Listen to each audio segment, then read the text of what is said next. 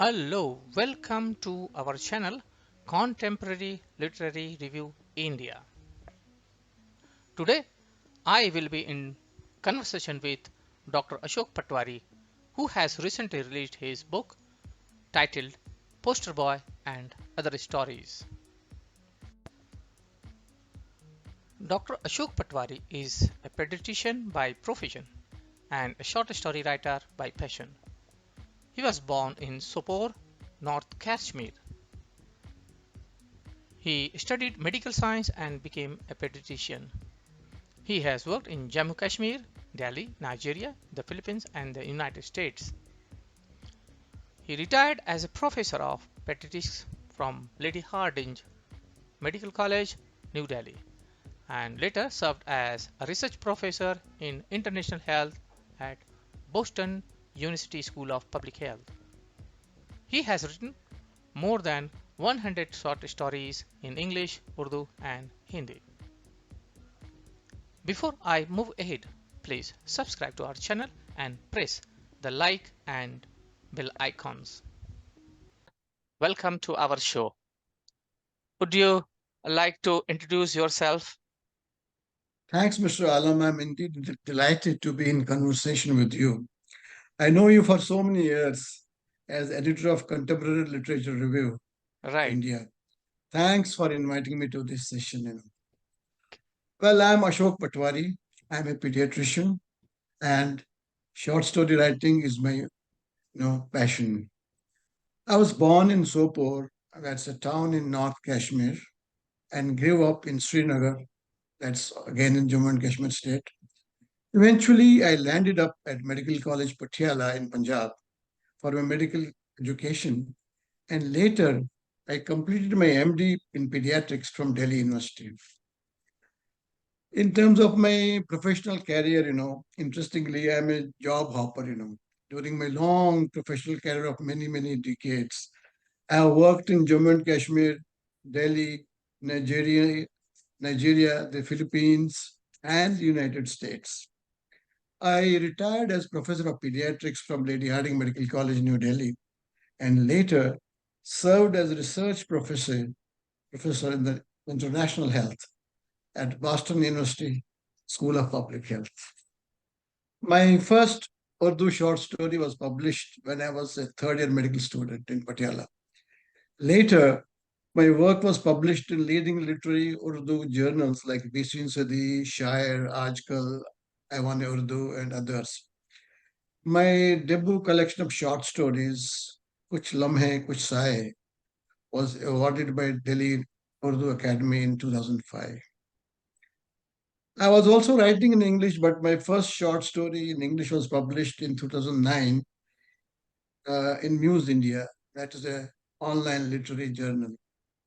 And it was later followed by Contemporary, Contemporary Literature Review of India. And you selected my short story, Mukhagni, for the 2012 issue. I think it was June issue. Since then, I've been contributing to most of the leading online and journals and some print journals also. In fact, I have contributed about 8 short stories to CLRI, and of those 8, 4 of them are in my book, this Poster Boy. So I'm happy, 4 of my stories were part of CLRI at some stage or the other. Okay, that's great. In fact, it is very exciting if you remember all these things, particularly the association with our journal. Okay, so it's I great do. to I do. it's great you remember. Okay, so yes, we actually promote means our journal's main aim is to promote writers and their works. Okay, and this interview is part of that only. Okay, so how many books have you got published till date? So far, I have published 15 collections of my short stories in English, Urdu, and Hindi. Poster Boy, as I showed you just now, that's my latest anthology of short stories, and that was published last year. Okay. Can you show the book to the camera so that we Yeah. can have a clear glimpse to the book. Yeah, nice. That's nice. So this is the back. That's great. So I would like that you should send one copy to me as well. Okay, certainly. My pleasure. Okay, that's nice.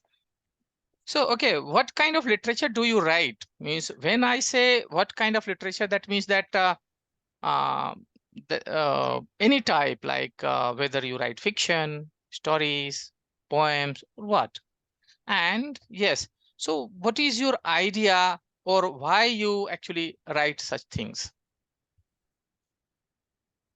That's interesting question. Yeah. First, let me tell you, basically, I write fiction, short stories, and earlier on, for some time, I have been writing radio plays also. Actually, I am profoundly inspired by my environment, the ground realities of life. And being a doctor for so many years and a pediatrician and dealing with sick children, I have seen life very closely. Sickness, poverty, emotional breakdowns of people, and so many other things which are a part of human life. I had a chance to see those things very closely.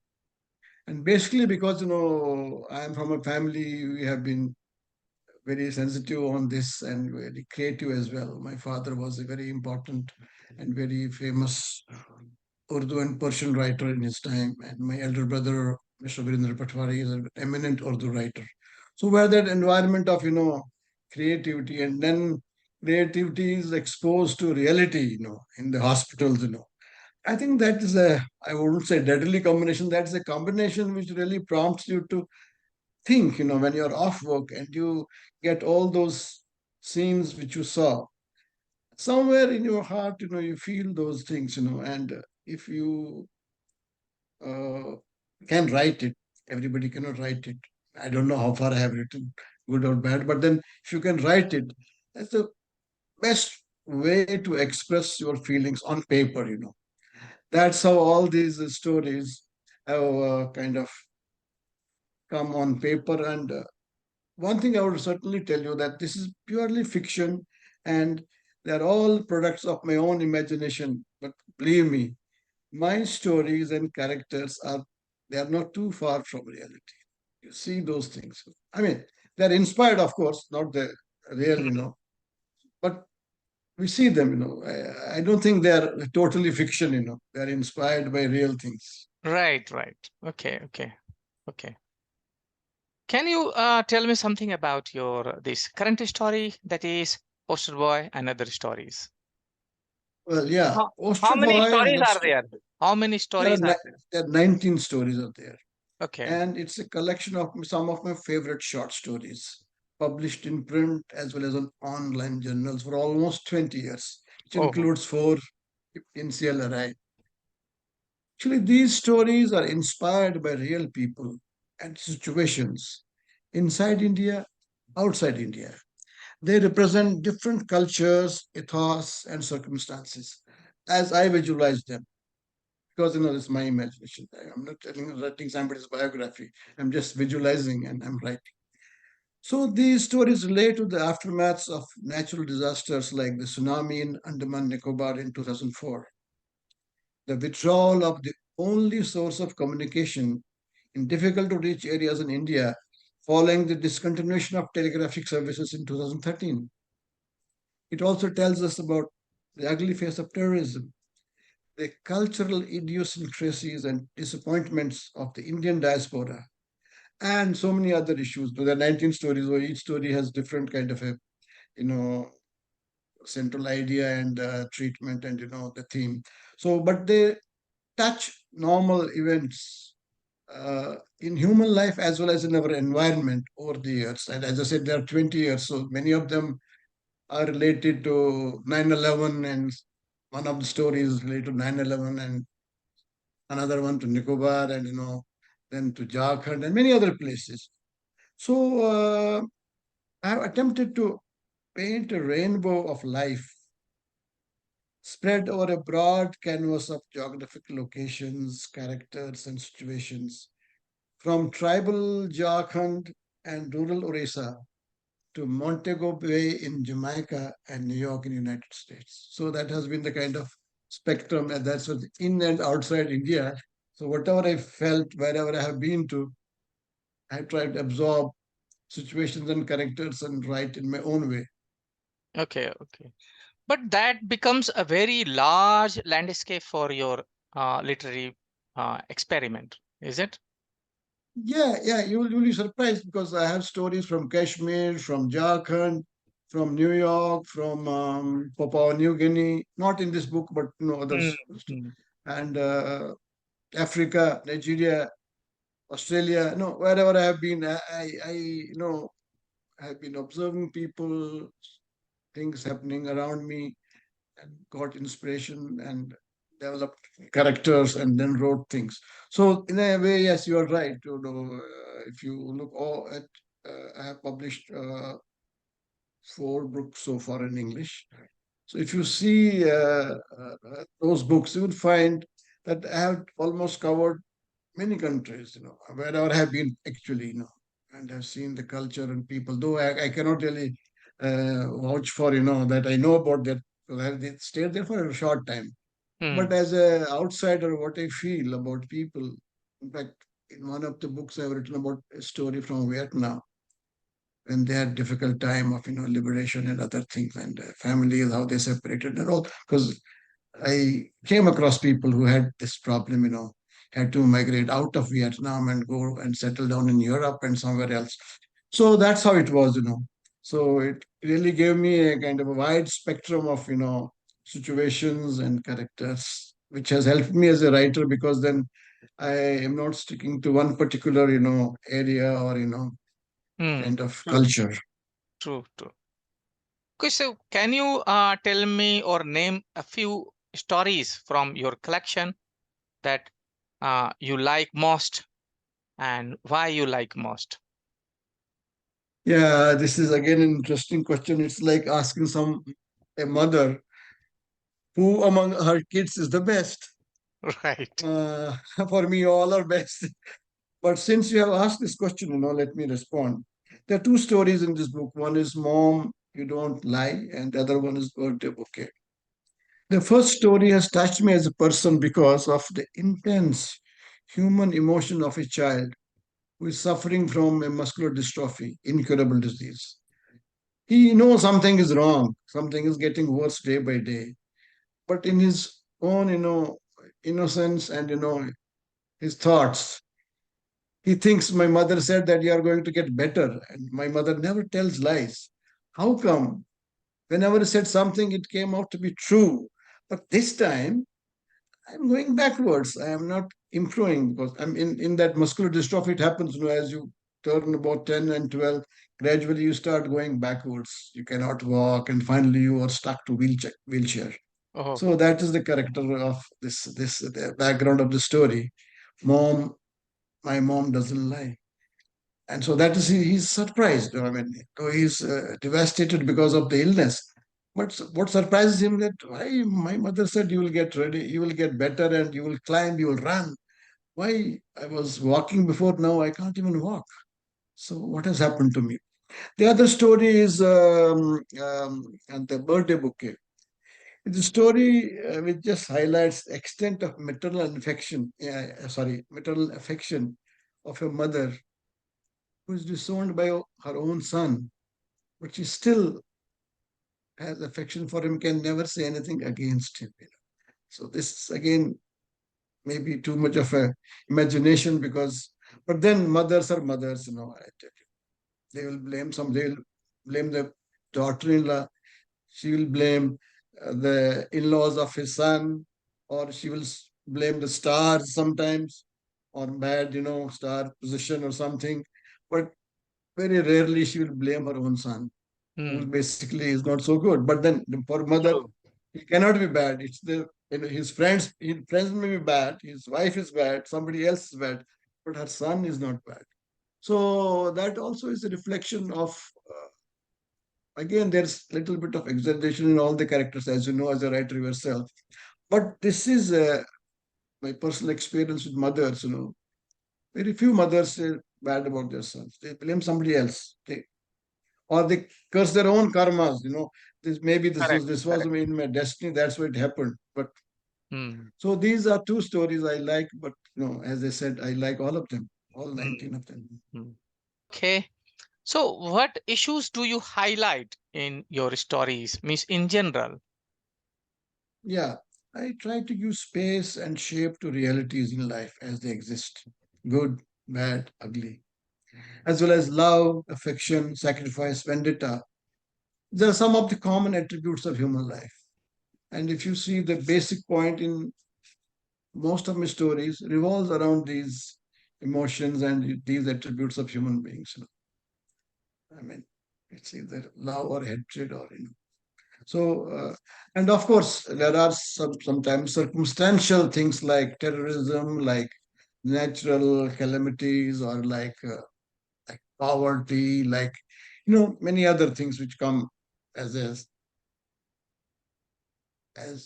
additional reasons for developing a story. But basically, the human emotion, which is quite wide spectrum, and we all know these are the attributes of all human beings. Hmm. Okay. Okay. Do you aim to bring your readers' attention to anything in particular? For example, if you have some aim, like as some writers generally have, like I want to prove this to the readers, or I want to bring this, means their attention to this issue only. Really, I believe, that what we see in life is our experience. And a writer, by virtue of ability to write, he can put it down. You can kind of record it. We are not historians, but we do write life as it exists. I think many stories, which perhaps I write, they may not really entertain very young readers as they would expect something else. But I do hope that some of my stories share a perspective of life and reality they might not have or they may not ever face. Hmm. But knowing such realities of life certainly makes you wiser than what you are, even if you don't face it yourself. I Right. tell you, I have myself learned a lot from others. I have not seen those. Like, I have never seen poverty or things like that, but I have kind of read about it, and I feel it closer to my heart. The other thing, which is not in this book, in my another book, Down Flows the Stream, in which I have tried to say that during our lifetime, we gather a lot of experience, Hmm. and it's something which cannot transmit to the next generation. My son starts again from zero, spends all his life to reach that level, and before we go, we learn a lots of things, and we take it with us. Correct. There's no maybe God has made us like this, because if I am able to transmit all my experience to my son, so he'll start from somewhere. Imagine where he will reach in his Hmm. lifetime, and then same thing happens to his son. So we'll all become gods. So God has kind of cut us short. That yes, gain experience, learn, and then take it with you, so Okay. that the next person starts from zero. Okay. So that's why I say these stories can be helpful. Indirect experiences from others Hmm. can help people to develop their own understanding, and they can face life in a different way without really facing I mean realities, which are not so pleasant sometimes, but you can learn from others. So that is what I feel the stories and others should, in a way, not that I want to prove anything, nothing, nothing. Just my feeling which I want to share. Okay. But these experiences or feelings can sometimes be helpful if somebody really wants to look into it. So Hmm. that is one objective I have, but I don't know to what extent, uh, my writing or anybody else's writing can make it possible. In today's world, which is so materialistic, nobody cares what's happening. But I wish, people read from what writers write, try to empathize or feel what they feel. I think they will be better. They will be better human beings because they will know life more closely. than they would ever know. True, true, true. Okay. As you are a writer, so obviously you would be reading a lot, right? So which writers do you like more? Your favorite writers? Yeah, it also, yeah, again, you ask very interesting questions, because, in your lifetime, there are different stages in your life when you read different kinds of books. When I was in school or college, my favorite writer was, you'll be surprised. It was a detective thriller, Ibn Spi BA. So he used to write, crime thrillers. So that was my favorite. And then we had the time of, other, Dutt Bharti and others, many others. But actually, after having lived so many years and studied so many books, I am a staunch admirer of Munshi Premchand, and I'm sure you also will be. O. Henry, and the third writer I like the most is Khwaja Ahmad Abbas. These three writers are, I would say, my inspiration. Even my writing, I think about because they have written on subjects which really touch your heart. So the way they have written, I'm sure you know about all Okay. three of them. They are great writers. I also like this R.K. Narayan's Malgudi days. That was very close to life, and a lot of learning you can have from those stories, Malgudi Okay, days. okay, okay. Okay, so which books are you reading currently? Currently, actually, I'm busy writing a novel. It's Kashmir centric. Kashmir is a big issue, and that's my motherland. So I'm very quite touchy about the place. So I'm writing a book almost finished on Kashmir, and for the last 3 years, I'm busy with that. And actually, there has been no other reading except for researching, events and facts and figures about what all is happening and what all happened to.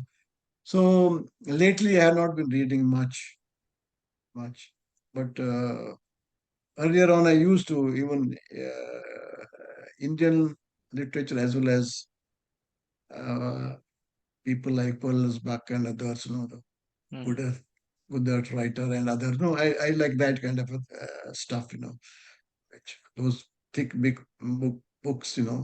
takes days together, and then they have old-fashioned writing. But the maximum kind of books I've read written by O. Henry, and there's one I'm forgetting his name, a Russian author. I forgot his name. I have read many of his books. Okay, okay. So, Hmm. Okay, so if you mentioned about like you are writing one novel on Kashmir. So what is that? Can you put some light on that just a little bit? yeah, yeah. The purpose of that writing that novel is, for the last couple of years, we have been seeing many movies, many novels, uh, and every movie or every novel is projecting one side of the story. I'm not refuting any story. I mean, whatever somebody has done, he has done after hard work. Whether he's writing it or he is making a film. He's done his own research and making. But surprisingly, I have seen uh, they focus one particular aspect of the whole thing, which is happening for the last 30, 40 years. I have tried to give overall spectrum of what happened to the minority who had to leave from there and what is happening to the majority even then and now. I mean, it's not just one problem. Actually, my characters are multiple. And they are not only the minority victims, but many of them, and in fact, more of the characters are from the majority community who have suffered all these years, who are still suffering. Hmm. Still suffering. I mean, emotionally or whatever. So the idea of writing this book is to give a overall spectrum of the reality as much as I can. So it has many characters. Sometimes I feel a little scared. People will say how many characters you are working on, but then the problem is so big. I can't just say take person A and tell his story. I mean, it's a fraction of what the problem is. So that's why it's taking too long. 3 years now, Mm. and I'm still on it. And I hope I'm able to convey my. The other thing which I'm conveying through this novel is, which is not said by many people, is the basic. I don't know because I don't. You're not a Kashmiris. Perhaps you will not. You'll say I'm Mm. just kind of boasting. Mhm. Kashmiris have a different kind of a culture and heritage. As you call Kashmirian. Kashmirian. Religion has nothing to do with that. That kind of people just say for formality reasons, brotherhood. There is I mean, especially of people of my age, we have lived there. We know. So there's a kind of bonding there, and still is, despite all this happening. The bondage is still strong. That is called as Kashmiriyat. And I think that is, of course, in danger, but that is still there. That has not gone. And I see this that spark which is coming in my novel also. That spark will never die. That is even gone to the third generation who know nothing about Kashmir, who have been out of Kashmir, don't know. But that spark is there. When the time comes, for such reactions, that spark tells them that, there's something called Kashmiriyat, and people of both religions is very close to each other. That is, maybe I'm too emotional about it, but then that's a kind of a statement I want to make through that book, that, the Mm. basic, the fabric of Kashmiriyat is the strength. This is in danger because of events happening here and Mm. there, but nevertheless, it's never going to fade away permanently. It may rejuvenate, because even in our younger generation who have only heard bad things about each other, even they carry this, spark in them, and we hope, it's going to just. I don't know to what extent you agree with my thinking, but this is a very emotional kind of a subject I have taken, and that's why I'm kind of working hard on it. Okay, okay, okay. Nice talking with you. So, do you have anything to share with your audience? Because we have come to the conclusion of this interview now. Yeah, I think as a writer, I would want people, more and more people read my book, and they share what I have experienced in my life, and I have written on paper. So I don't know how many people would really listen to this interview. If I would just request them, they can get this book. I think this is not this is at 200 something. I don't know. It's not a very expensive book from Mm. Amazon, Mhm. and maybe they would know more about me through the stories I have written. I mean, personal interviews. We are just ordinary human beings. But stories will remain. Especially when once we have this Amazon thing coming up, they go into time capsule.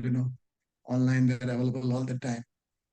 So I hope these stories do convey things which are important for human beings, humanities, our attributes, and I'm sure some of them are they touch your heart, and I think I want them to read and feel what I feel. Okay, okay. Thank you. Thanks for sharing your views with us and with our audience. I'm so thankful to you. You have kind of invited me for this conversation, which I have been looking for since a long time. So I hope our conversation is also shared with people who can just hear what I'm trying to convey today. Thank you. Thank you. Thanks a lot, Mr. Alam. I hope you have a great day today. It's going to be night here, so I'm going Okay. to. Okay. Okay. Okay, all the That's best. nice. God Yes. bless you. Okay.